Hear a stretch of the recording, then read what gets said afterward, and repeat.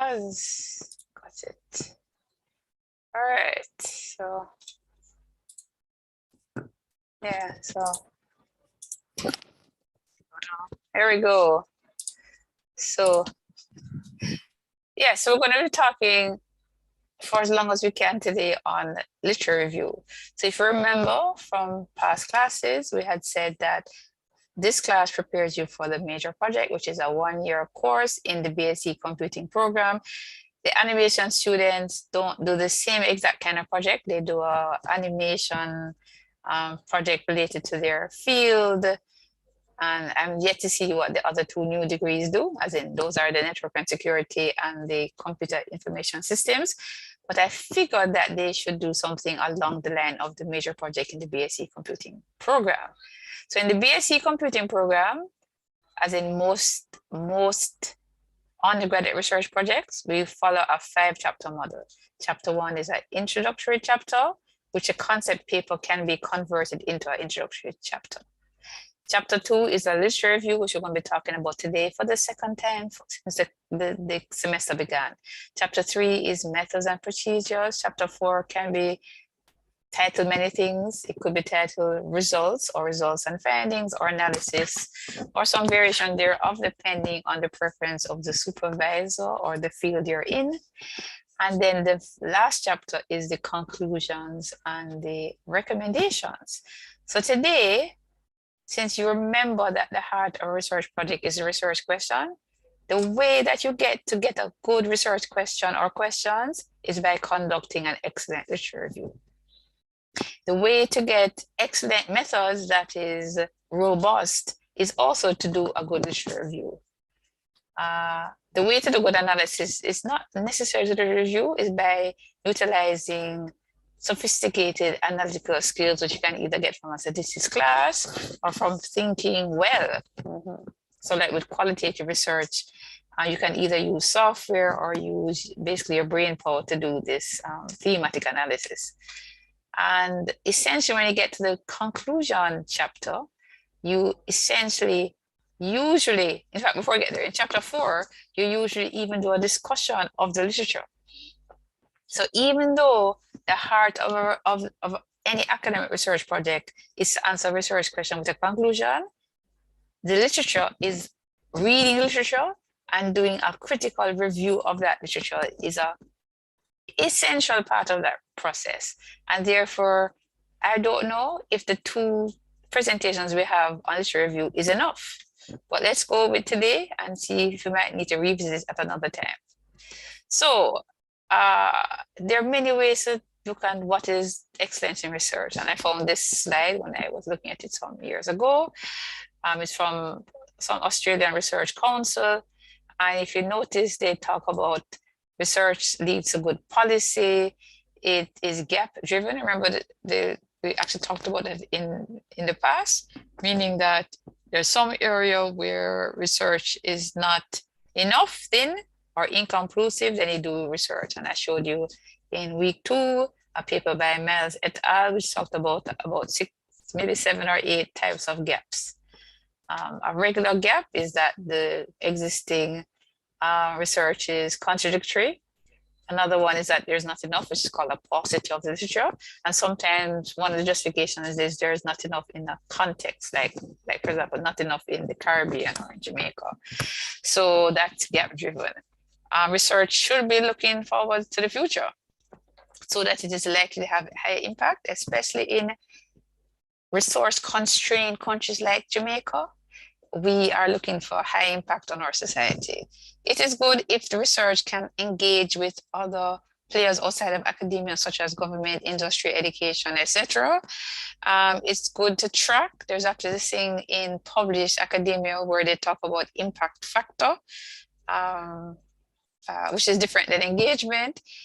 It's very important for research to be disseminated to the public, if possible, for there to be capacity building. So in that capacity, the reason why we're teaching students is for 2 reasons. Not only we're hoping that some of you will go on to master's and PhD research project, even if you don't do any research outside of this class, again, you should be able to read research in the newspaper, or research about your field and understand it. So it should improve your capacity to understand and or do research. And at the end of it, all research should have follow ethical standards. So why in the world do we want to do literature review? So anybody has any comments on this? What have I told you? What do you understand? Outside of it's the assignment, any comments? Silence, okay. So that's before we get to why, we're going to talk what it is. So there's a difference between the systematic review and literature review. So remember, we already said that a systematic review is like essentially a structured way to get a comprehensive overview of a topic. So it's a study of primary and other studies coming up, like looking at a set of questions. So it's a methodology that answers a particular research question. Whereas a literature review is just a paper which summarizes, evaluates, and clarifies what has been written about the topic. It's not structured. So sorry, let me just clarify what I mean. It's not structured.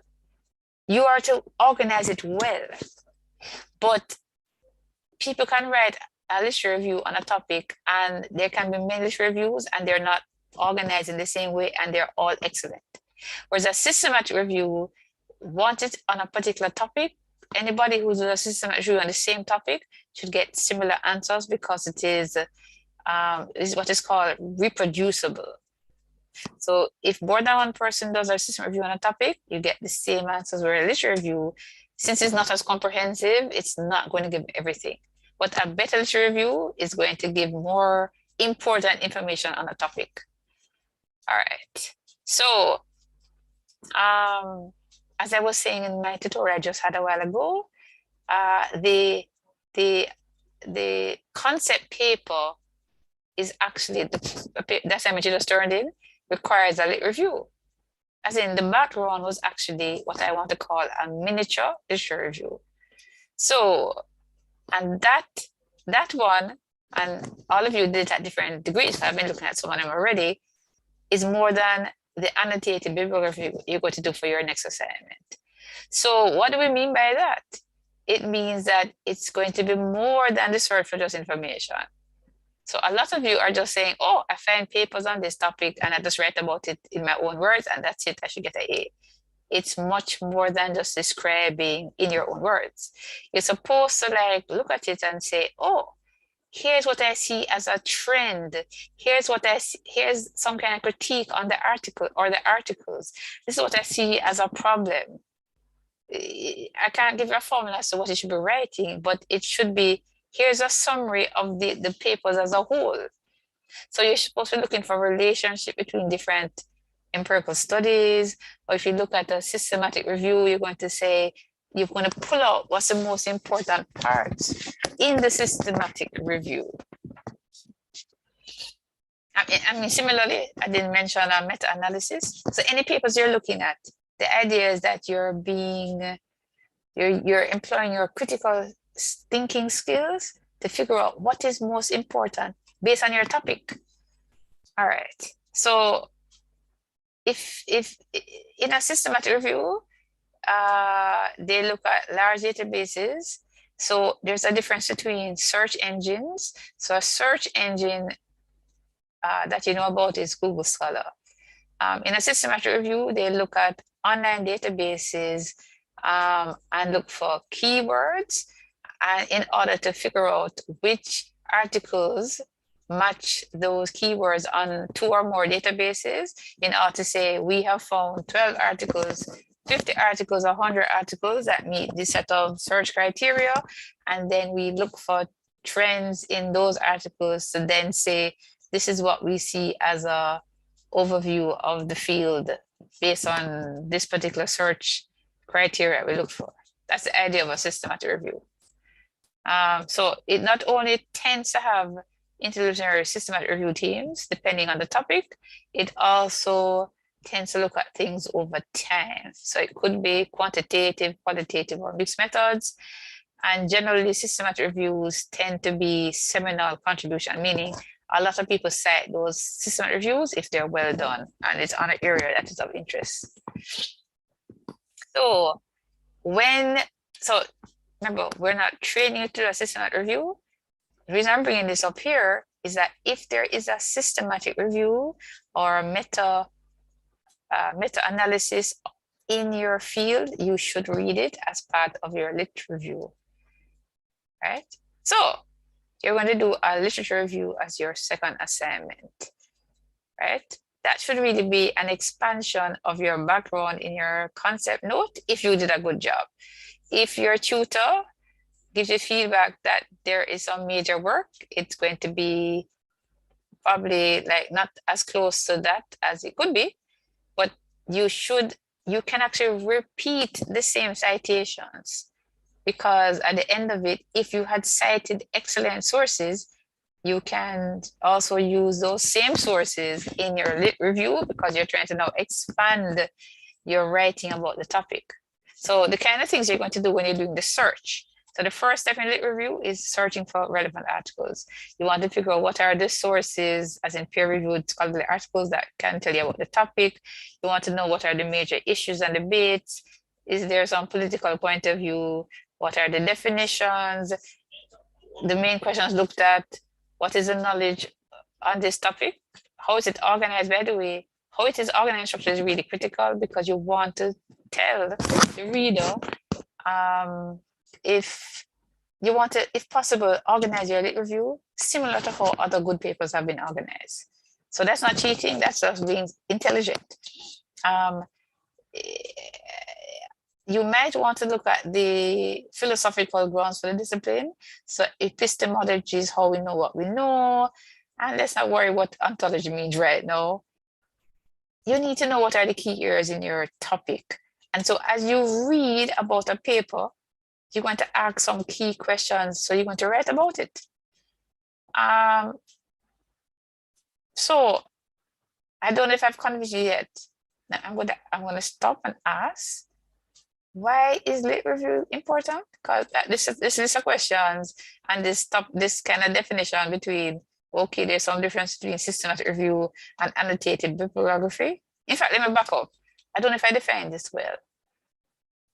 Does anybody know what an annotated bibliography is? So bibliography is basically a picture of the references that you were talking to. So people at the end of a paper tend to talk about either references or bibliography, and bibliography tends to be a comprehensive list of papers on a topic. Annotated basically means that you have notes on each paper in the bibliography. And one of the assignments that you have for the class is to do an annotated bibliography on one paper. But the annotated bibliography is just a summary of the paper. This is saying that the lit review is more than just summary of the paper in your own words or some bullet points. And we mentioned what is important about this review and what's important in a literature research. And then I said here, it's important. But is it? Why is it important, guys?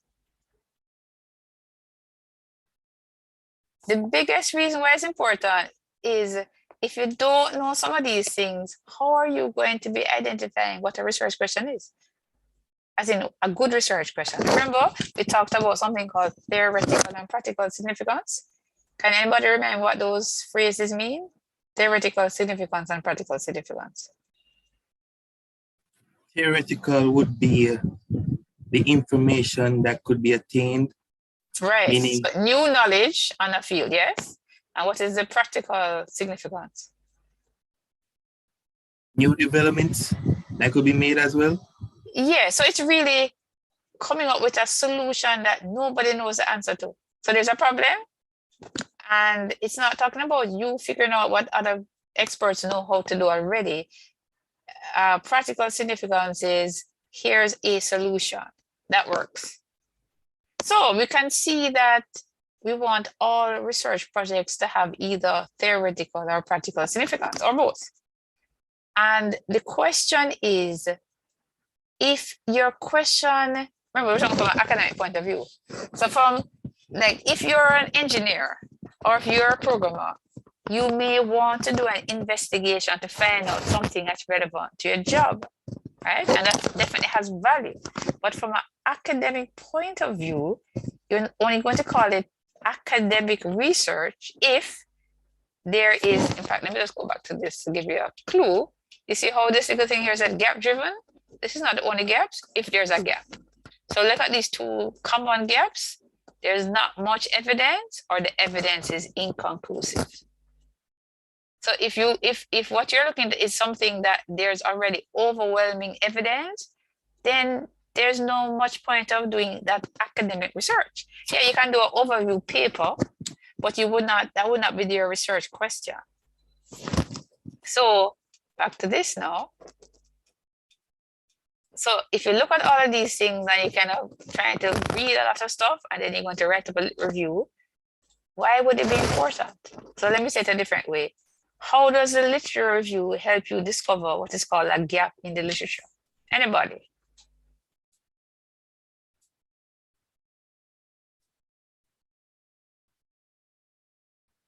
Nobody understands how doing a literature review would lead you to discovering the gap?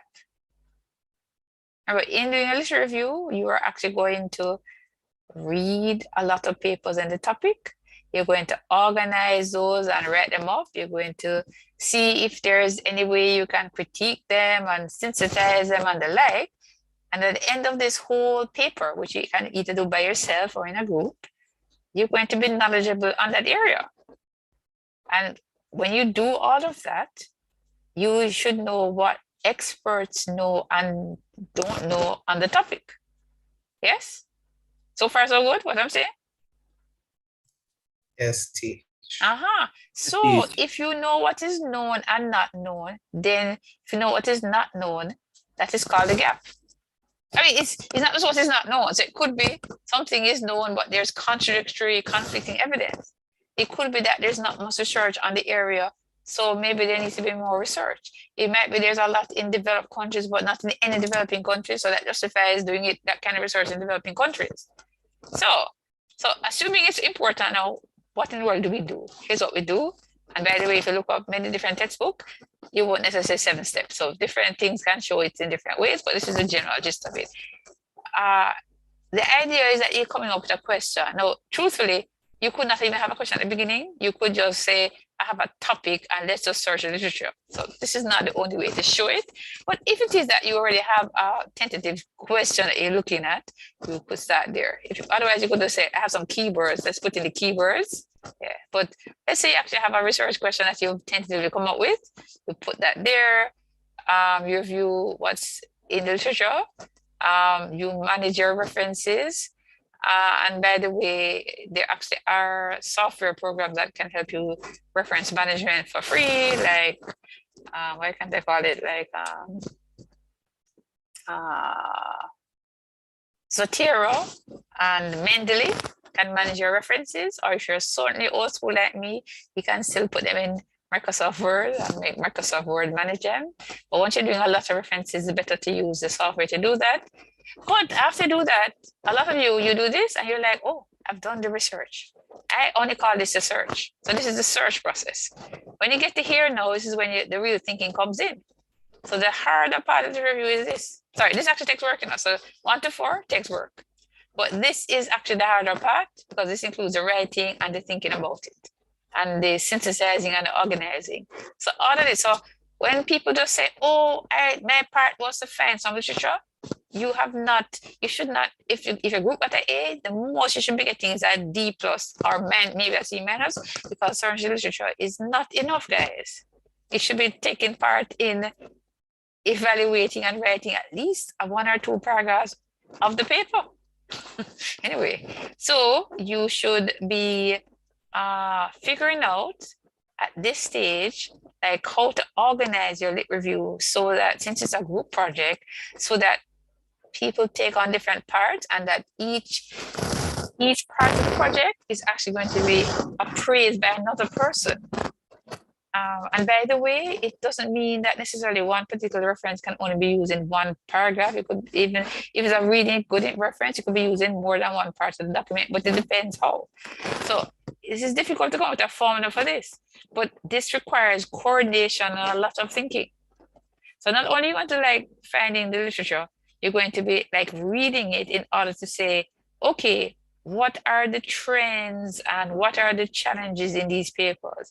So that you can then remember in the review, you have three big sections. There's an introductory section, which you don't have a title introduction. You just have the review at the top, chapter 2, and then you write an introductory section, which says, in this review, we will discuss, it could be A, B, and C, or you could give a little sort of overview of the topic and then say, in this thing, we will do that and that. So after that part, then you're going to have all these sections of your paper, which would sort of mirror the background section in the concept paper. And then at the end of all of those sections, which could have subsections, you actually have a summary. And in that summary, you want to tell the reader again, we have talked about A, B, C, D, and then you're also going to identify what are the gaps that you've identified in what you've written. As in, you know, what, based on what you've read and what you've said in your paper, what are the things that are problems in the scholarly literature? What are the problems that the experts say have not been solved? What knowledge still needs, we need more information from? So it's not what you need, it's what the world needs more information about. All right. So what are the best practices to actually writing a literature review? Well, here I found this paper, which I like, about simple rules for writing a literature review, and I basically decided to put it in this presentation. So, this paper, here's a citation written in 2013. They say that the reviews are in great demand. Okay. Miss. Yes. Are You're not you seeing the sharing screen? your screen? No, teach. Oh, this time you weren't seeing the screen? I wasn't sharing the screen. Oh my goodness. So I've been recording and not sharing my screen all this time? Yes, teach. Oh, so why you didn't tell me? We didn't know you were reading off our screen. Oh dear. You thought I was just talking? I thought every class I come with just every single slideshow. True Oh, about that, you're just explaining as you go along. Oh dear. Well, and given that tomorrow is February 15th, my birthday, and I'm recording, so I'm not going to do this for tomorrow. Tavon, that was your question? Yes, teach. I thought I didn't realize you were showing. I thought I had done it. And I told the other group, anytime you don't see it, talk out, because I can't see, once I'm sharing my screen, I can't see the raise hands, you know. So just to show you, although it's neither here nor there at this point, I'm just showing for 2 seconds. This is what I was showing earlier. So I actually went through this nice pretty thing. I'm going to go through it again. I went back to the gap driven, you know, and I asked, why would we want to do a little review? And this is, you know, and this is actually kind of cute. I think actually I need to change this. Yeah, change this, because this really should have said preparing your mini proposal. This is preparing your concept. What I really want to say here. Anyway, on current slide, yeah. So, and I was talking about what's a descriptive annotated bibliography, and I was talking about what's 2 key ideas. Often it's interdisciplinary teams. Anyway, it's always teams. Usually it's 2 or more regularly because of how it's done. And it's about synthesizing a number of methodologies typically. So it could be only quantitative or only qualitative or mixed methods. And then I was talking about all these concepts of how you get to do a literature search. And I said, it's important what we're going to do next. And I talked about these steps. And I was saying, identifying a question may not be the first step, but at least you must have some concept. So it's either a question or some key words in order to start, in order to find the question. So basically, in a sense, 1 to 4, I consider iterative. So you may not start with number 1, you may start with here and go back, identify your question. So this might be But the idea is to either have your references in a reference manager like Zotero or Mendeley, in order to then go to steps 4 to 7. I was saying that this part is the more challenging part, and everybody in the group should take part in 5 to 7, including reviewing another person's paper. And then I said, we're going to focus now for the rest of the class on best practice. And I don't know if this is the best paper on it, but I actually just like this really excellent paper on rules for writing a lit review. So they said there were 10 steps. No, there actually might be more than 10 steps, but hey, we're just going to look at this for the rest of the class. So what actually happens in reviewing the literature is that the idea is that you find relevant material, you synthesize it, meaning that you combine it together. So you don't just say paper A says, paper B said, paper C. You should say of the maybe most cited papers on this, 10 out of 12 show that X works and the other 2 says it doesn't work. A lot of you students just write without any kind of like, what do you learn from reading all these papers, right? You're supposed to think critically. So if it is that you find methods that don't work or problems how the paper is written up, you either decide that's a paper you shouldn't include, or that's a paper you need to actually critique in your write-up, which is allowed.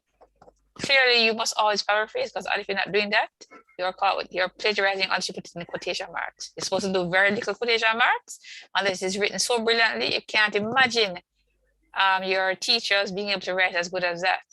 Anything, it's not about, otherwise you just have open quotes, it's called lazy, and you're going to be getting C or below, right? You're supposed to evaluate, and clearly you must cite using APA format. Typically in academia, the citations are at the end, apart from for seminal works that have made a difference in the field. All right, so rule 1 is, if possible, you're trying to make the topic interesting, important, and well-defined. And I would say that I think I don't have to say anything about interesting and important, because it's obvious to everybody listening to me. But the biggest problem that students have is that they tend to forget that they need to narrow the topic. But before we get to narrowing the topic, you also have to remember that if you're narrowing to Jamaica when you're doing your lit review, you also have to go global. So a well-defined issue doesn't mean it's not global. So without further ado, without a particular one, it's kind of hard to explain what well-defined means. But most students, hello, please mute unless you have a specific question. Do you have a question? If you have a question, you can ask it, but otherwise, please remain mute. Right. So the topic should be well defined, and that is where you ask your tutor if you are not sure where you're going with that. All right. So rule 2 is to keep looking at the literature. A lot of students tend to be quite lazy in searching for literature. Like they just go and put in some keywords, and the first, let's take Google Scholar. Google Scholar tends to show 10 on the first, and then that's it.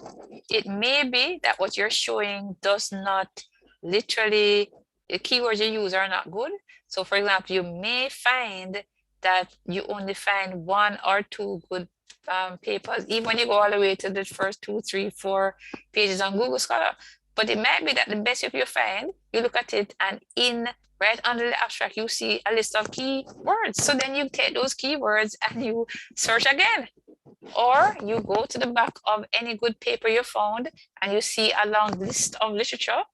It could be anywhere from 5 to 20 pages, and then you put those in the search engine and look at them. But it is all about work. The searching for good literature is not it's a job all by itself. And then you want to keep a list of those, and if you have some that you can't retrieve, you're going to reach out to the librarian. So just remind you again how to do that. So let me see, what am I wanting to do with this? Share screen. How do I do this? Right. So you would want to admit.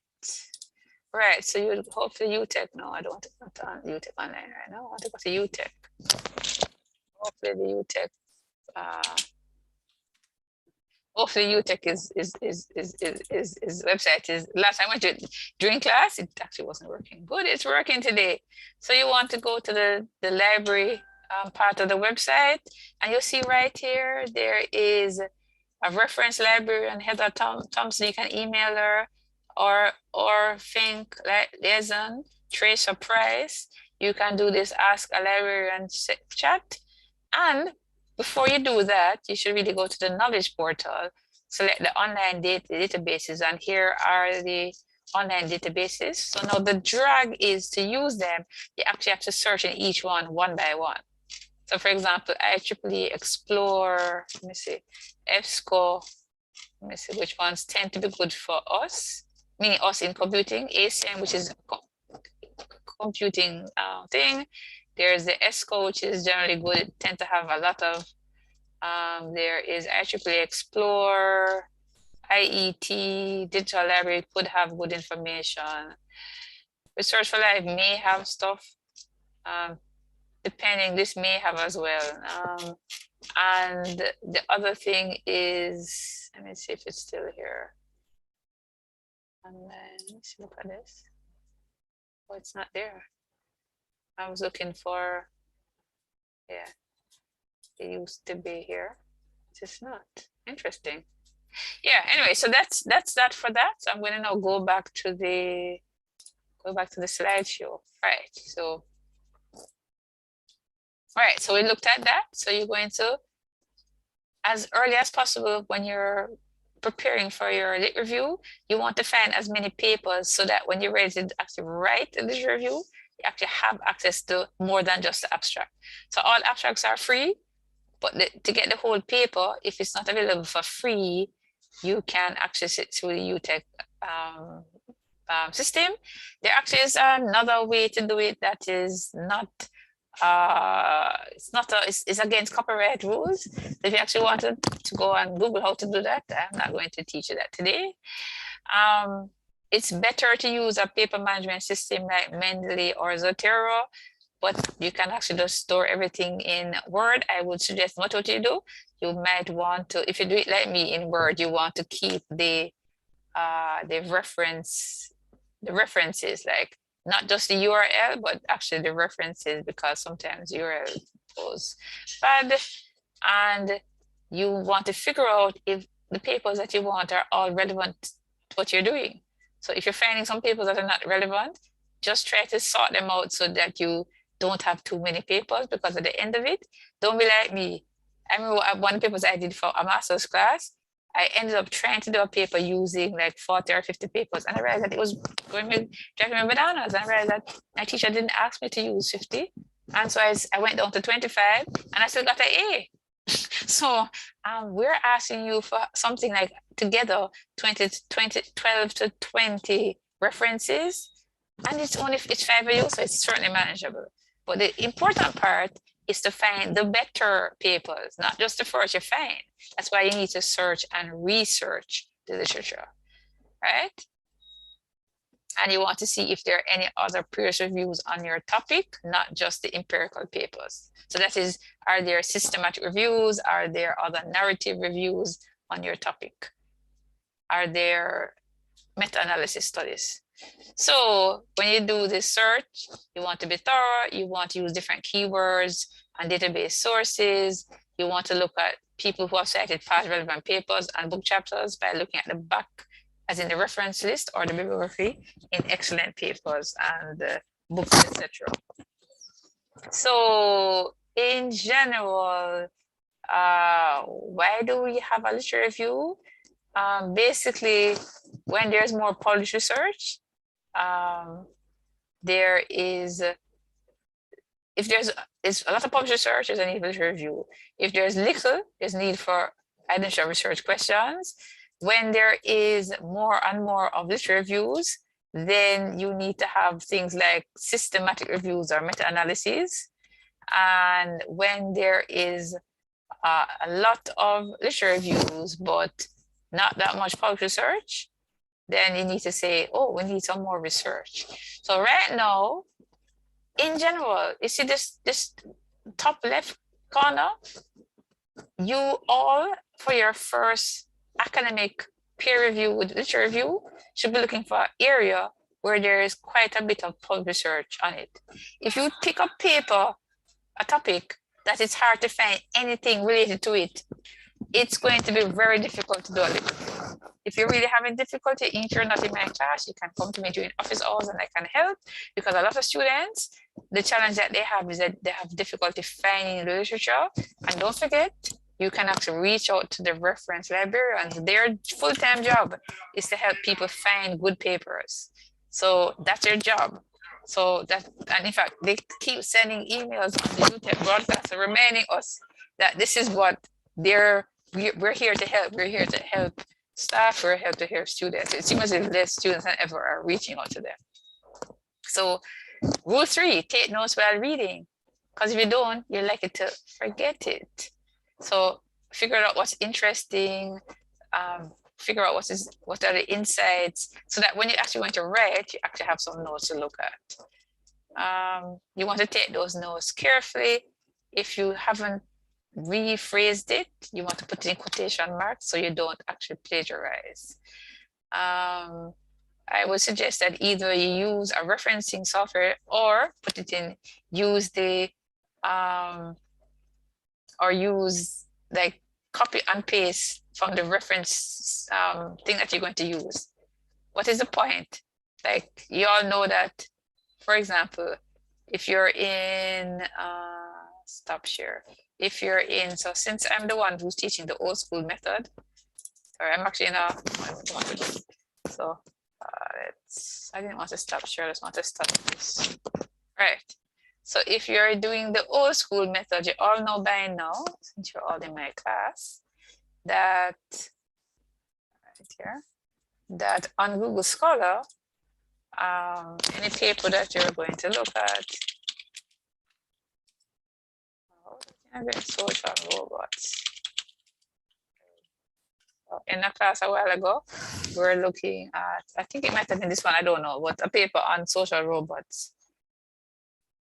Well, anyway, this one is actually, I mean, look at this, there are actually several systematic reviews about social robots for people with aging and dementia. So this one was published in 2019, cited by 78, and I want the one also 2019 published, cited by 189. So clearly social robots. Another one here, in older adults, 2018, clearly this is an interesting topic.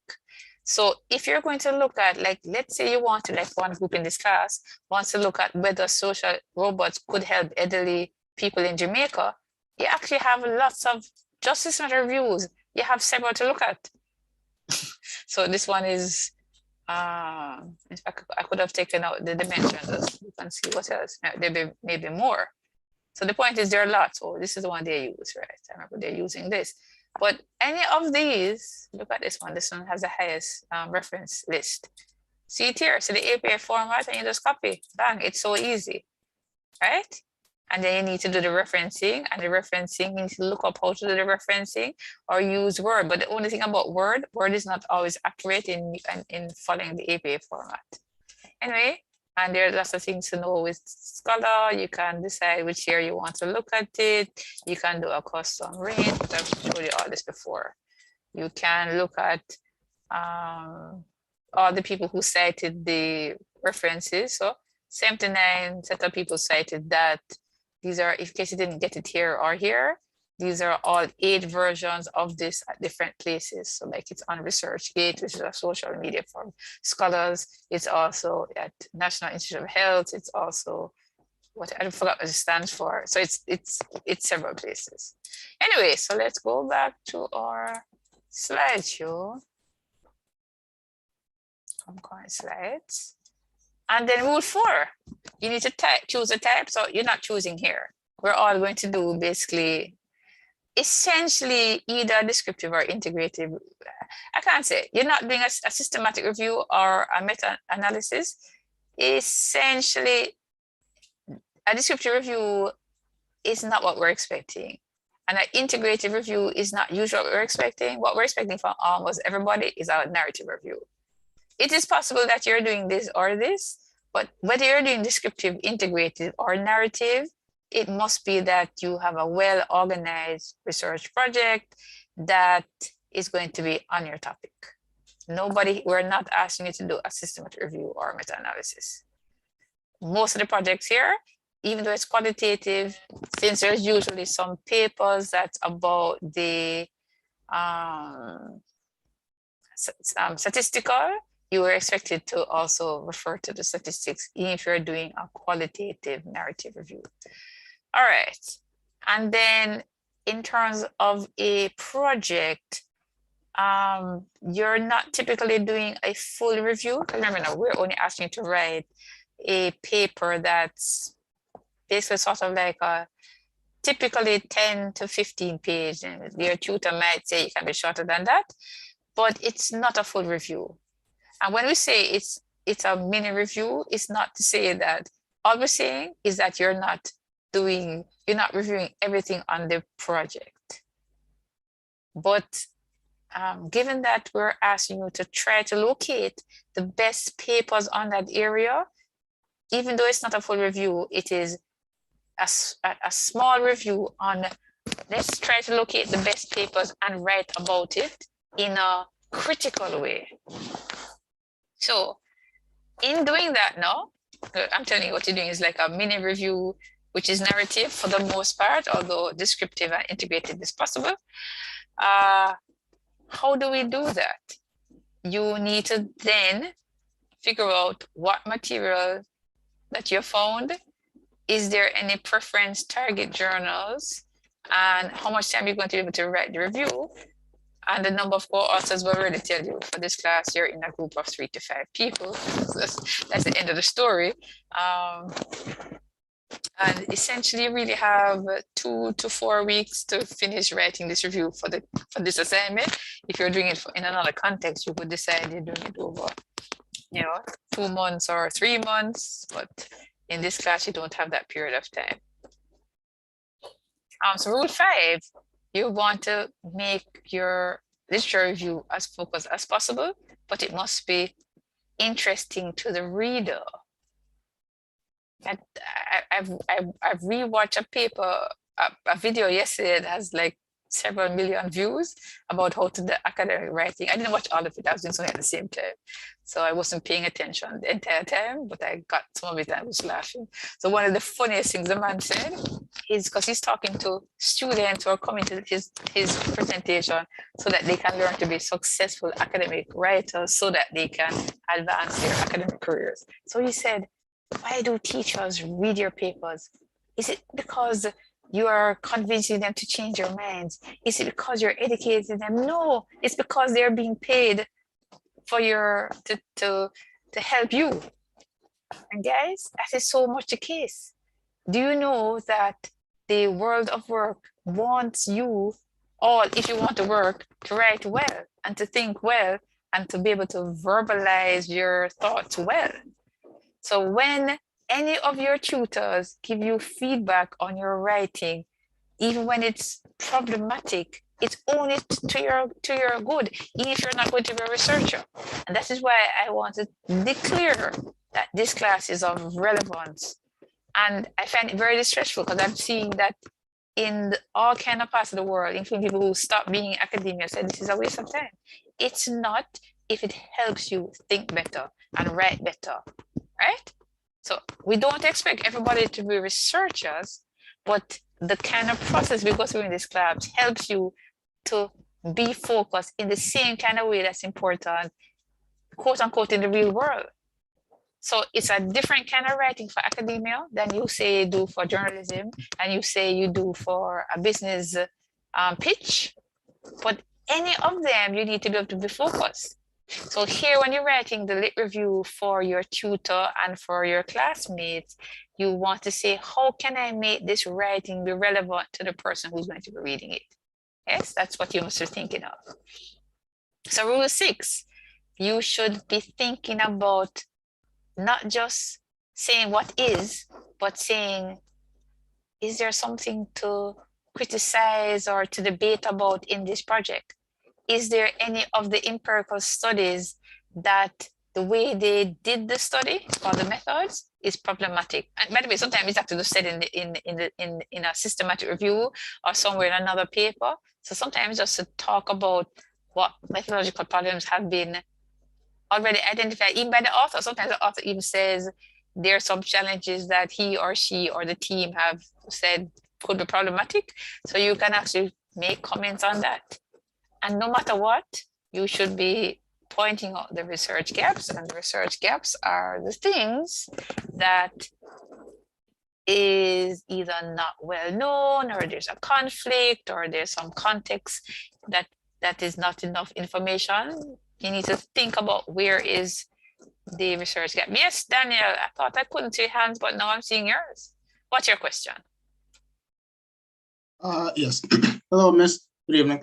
Good evening. Remember, remember it's Teach? Good evening, Teach. Yes, Teach. Okay, good evening, Teach.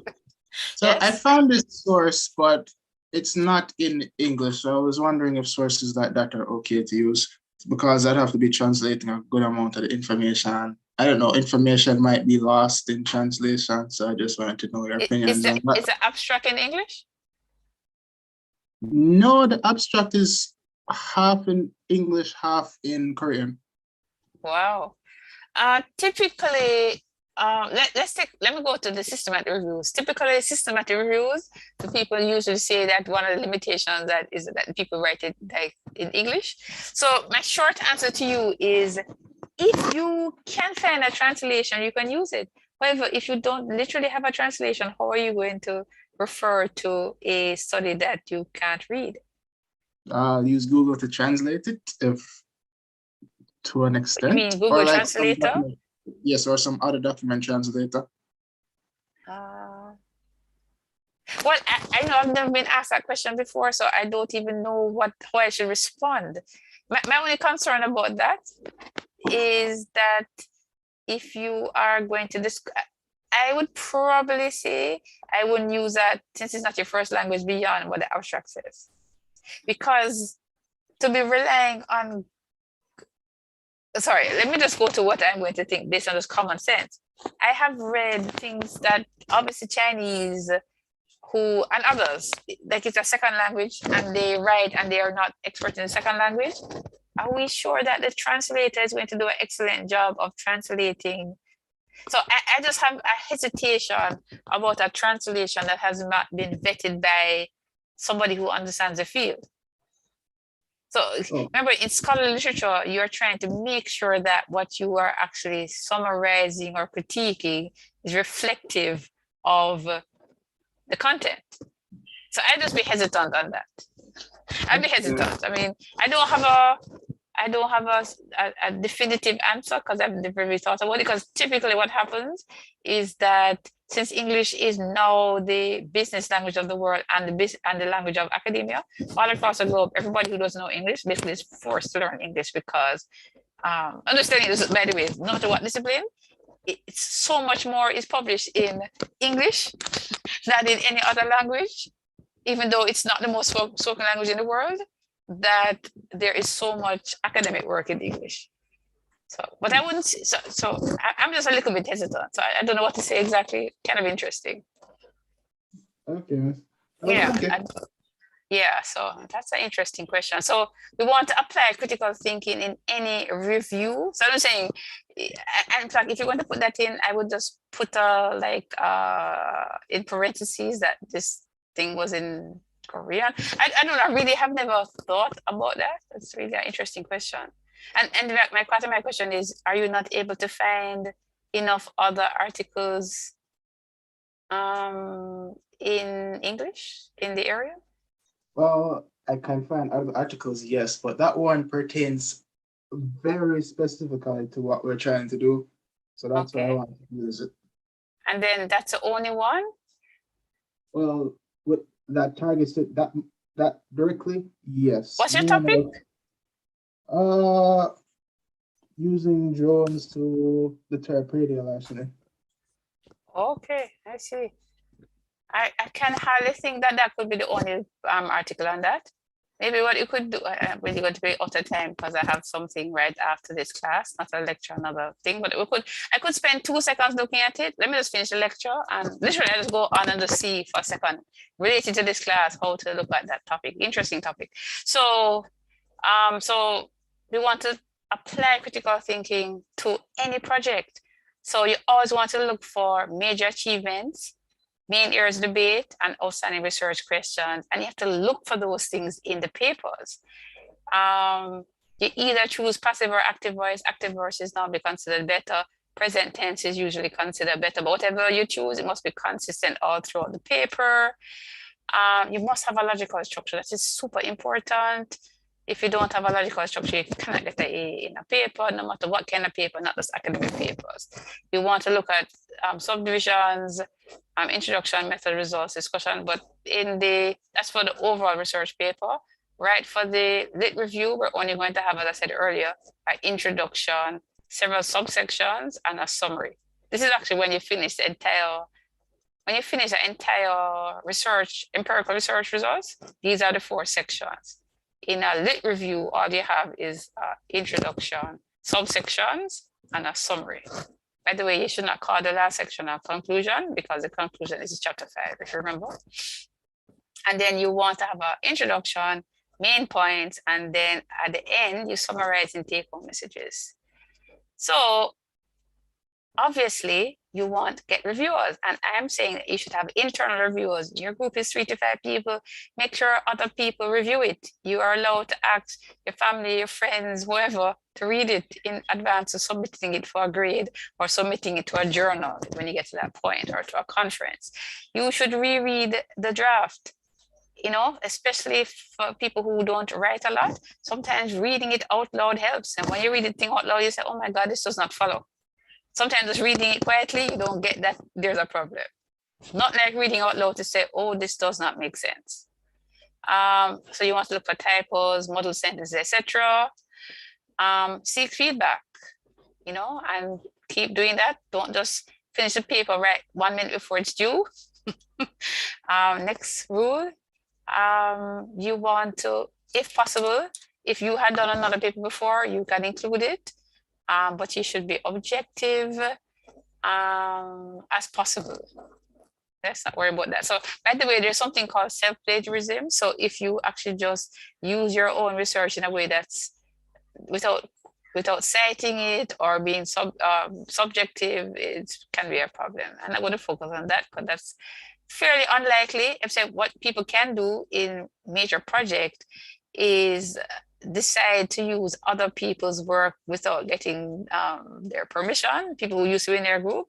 That would be a problem, right? So just remember that it's possible to go from this class and use the same topic in major project if it's a good topic. But if it's not going to be the same, all the same group members, you're not allowed to use any section that somebody else writes. That part would have to be rewritten and rethought. So rule 5, be up to date. But don't forget current studies. So you want both studies that made a big difference in the work, even if it was older, as well as current studies, right? I think I talked about that some weeks ago. And you want to, right, so this is in this particular paper, they have the references this way because it's like an engineering reference list. Whereas if that was to be in APA, it would not be like that.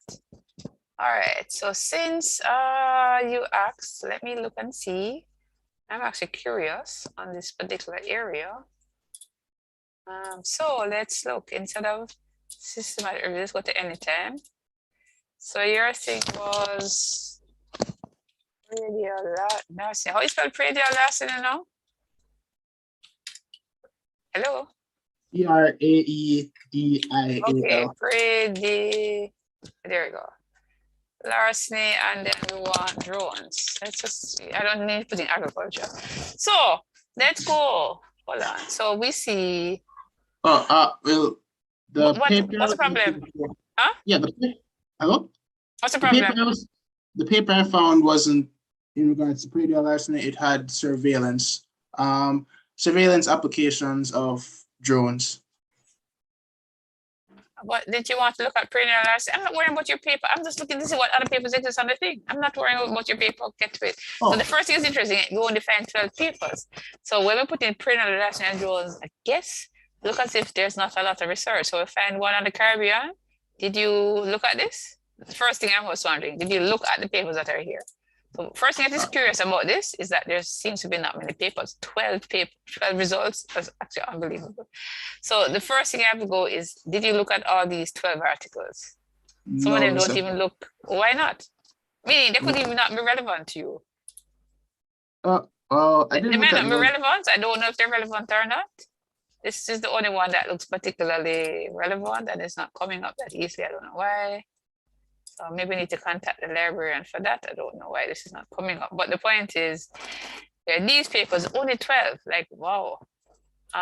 So if you put in surveillance, this has 52,300 results. I can see that this thing about drones is not a heavily researched. These are really, for Google Scholar, these are really low numbers. Really? Okay. Yeah, man, for almost any topic you can get usually.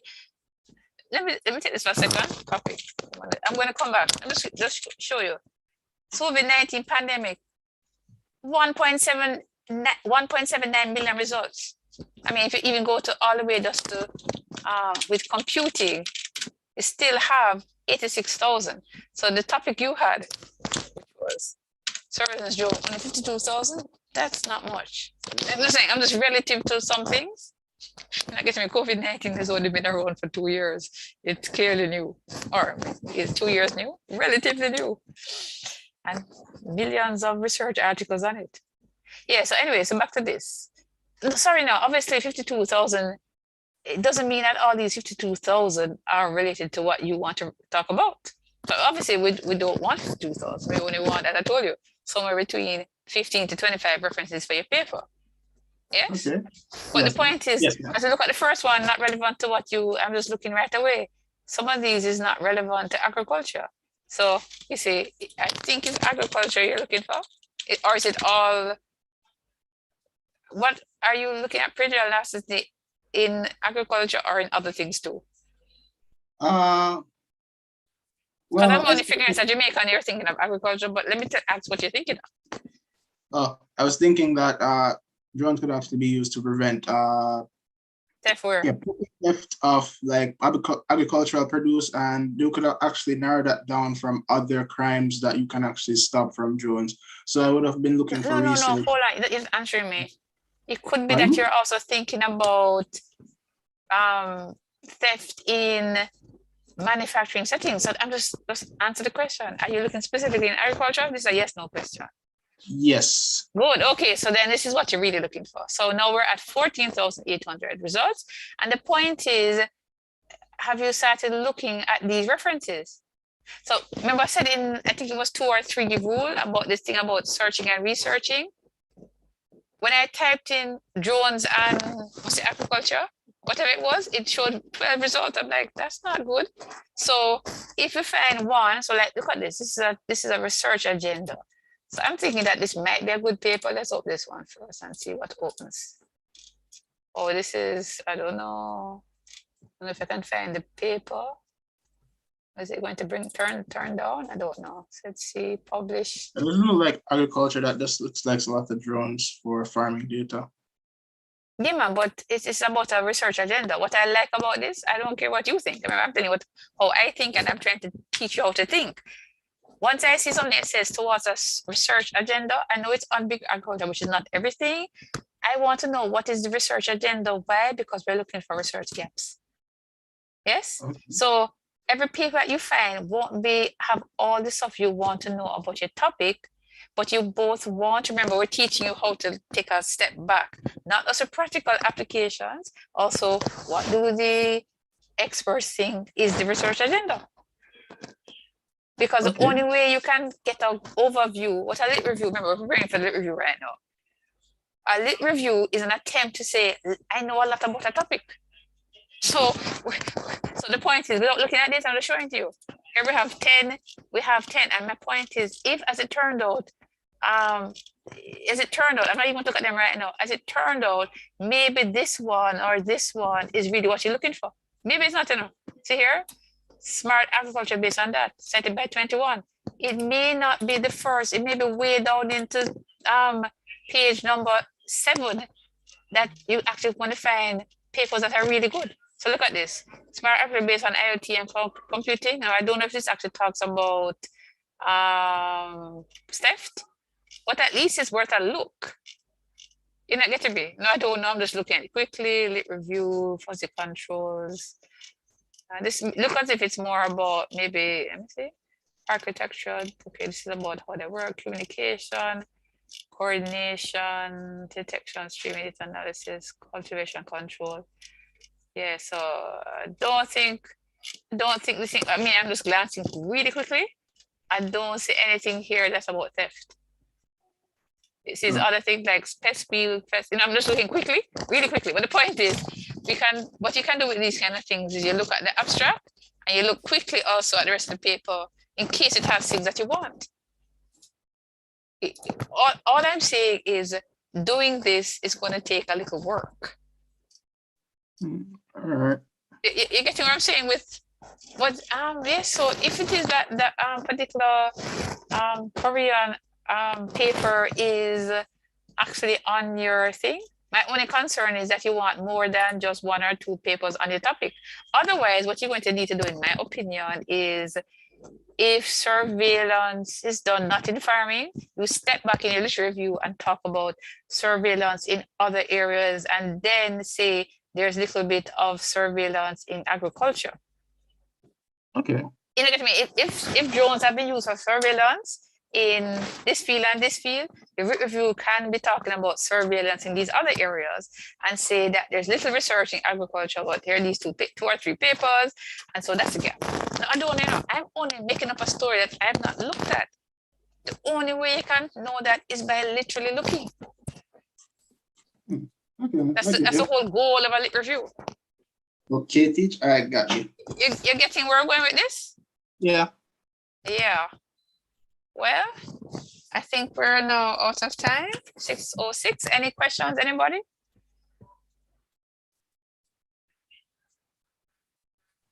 Not for now, miss.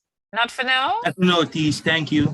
Well, I wish you a pleasant rest of the day, and if yeah, I'm gonna end Question, the. teach. Yes, go ahead.